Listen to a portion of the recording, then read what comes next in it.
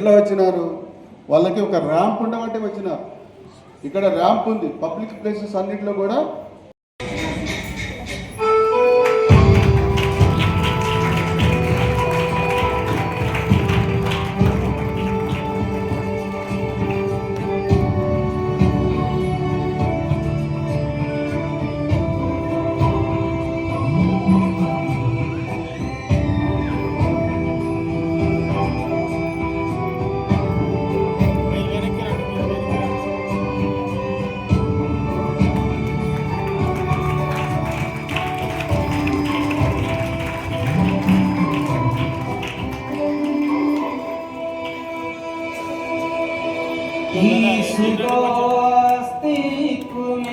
జిల్లా తీసుకుంటే నిర్మల్ జిల్లాలో 19 భవిత సెంటర్స్ ఉన్నాయి. ఇందాక సార్ చెప్పారు, చాలా మంది పిల్లలు అంటే డిజేబుల్డ్ పిల్లలు స్కూల్స్కి రావట్లేదు.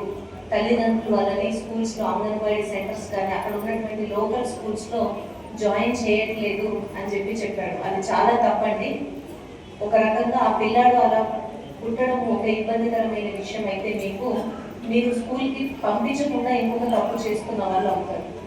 ఇంతకుముందు మన స్పీకర్స్ చెప్పారు, చాలా మంది ఇలాంటి పిల్లలు అంటే డిజబిలిటీతో ఉన్న పిల్లలు చాలా సక్సెస్ అయ్యారు. అన్ని రంగాలలో చాలా అవార్డ్స్ తీసుకున్నారు. వాళ్ళు నేషనల్ లెవెల్లో, ఇంటర్నేషనల్ లెవెల్లో మంచి గుర్తింపు తెచ్చుకొని చాలా మంచి యాక్టివిటీస్ చేస్తున్నారు. సో మీ పిల్లలు కూడా అంత గొప్ప వాళ్ళు అవ్వచ్చు. మీరు ఒకసారి స్కూల్కి పంపిస్తేనే కదా వాళ్ళకి ఒక దారి అనేది దొరుకుతుంది, వాళ్ళ జీవితానికి ఒక మీనింగ్ అనేది వస్తుంది. సో కాబట్టి మీ పిల్లల భవిష్యత్ ఏంటో మీకు తెలియదు, మీ పిల్లలు ఏమవుతారో తెలియదు, కానీ చదివిపిస్తే మాత్రం ప్రయోజకులు అవుతారు. ఇంకా ఇట్లాంటి యాక్టివిటీస్ మేబీ ఇలాంటి ఎన్జిఓలు చాలా వస్తాయి, మంచి మంచి యాక్టివిటీస్ ఉంటాయి. ఇంకా మీకు డిజేబుల్డ్ ఫ్రెండ్లీ ప్రొసీజర్ మన సొసైటీలో వస్తుంది. మనకు అన్ని చట్టాలు ఉన్నాయి, డిజేబుల్డ్ ఫ్రెండ్లీ ఉండాలి, సో డిజేబుల్స్కి స్పెషల్ స్కూల్స్ ఉండాలి. మనం చూస్తూ ఉంటాం ఎయిర్పోర్ట్లో కొన్ని మేజర్ పబ్లిక్ ఇన్స్టిట్యూషన్లో డిజేబుల్ ఫ్రెండ్లీ టాయిలెట్స్ ఉంటాయి.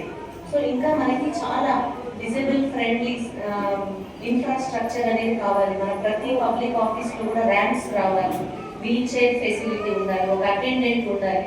సో కానీ ప్రాక్టికల్గా చూస్తే అంతగా మన సొసైటీ డిజేబుల్ ఫ్రెండ్లీ సొసైటీ కాదు. డిజేబుల్ ఫ్రెండ్లీ ఇన్ఫ్రాస్ట్రక్చర్ లేదు, ప్రొసీజర్ లేదు, అన్ని పేపర్ల వరకే ఉంటున్నాయి.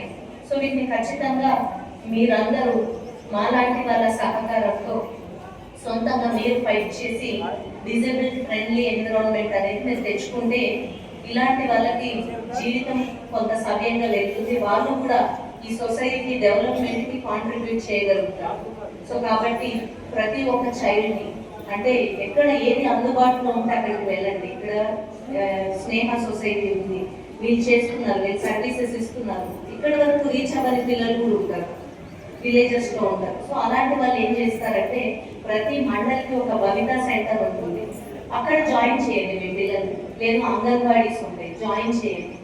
భవిత సెంటర్స్లో పిల్లలకి చాలా రకాల అలవెన్స్లు వస్తాయి, ట్రాన్స్పోర్టేషన్ అలవెన్స్, ఎడ్యుకేషన్ అలవెన్స్, వాళ్ళ అదర్ అలవెన్సెస్ కూడా వస్తాయి.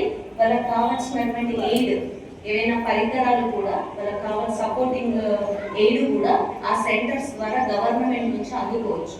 సో కాబట్టి మీకున్న అన్ని అవకాశాలను ఉపయోగించుకోండి, అన్ని ఏదైనా సరే. బట్ బేసిక్గా ఎడ్యుకేషన్ అనేది మాత్రం మస్ట్. మీ పిల్లలకి ఆలస్యంగానైనా పర్వాలేదు, వాళ్ళు పెద్ద ఏజ్ వచ్చి ఇంకా మీరు జాయిన్ చేయకపోయినా పర్వాలేదు, ఇప్పుడైనా ఈ ప్రోగ్రామ్ అయిన తర్వాత నన్ను జాయిన్ చేయండి, తప్పకుండా జాయిన్ చేసుకుంటారు. నా తరపు నుంచి మీకు ఎలాంటి న్యాయ సహాయం కావాలన్నా నేను 100% చేస్తాను.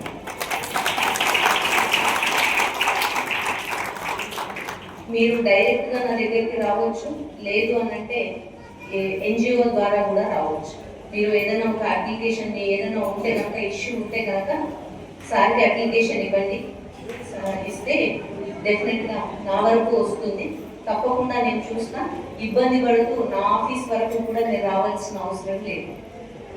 నాకు ఈ అవకాశం ఇచ్చినందుకు, ఈ ఇన్విటేషన్ ఇచ్చినందుకు, ఇంత మంచి ప్రోగ్రామ్ అటెండ్ అయిన తృప్తి నాకు ఇచ్చినందుకు ఇక్కడ ఉన్నటువంటి షూర్ ఎన్జిఓస్కి అండ్ వాళ్ళకి సపోర్ట్ చేసిన దాతలందరికీ కూడా థ్యాంక్స్ చెప్తూ నా స్పీచ్ ముగిస్తున్నాను.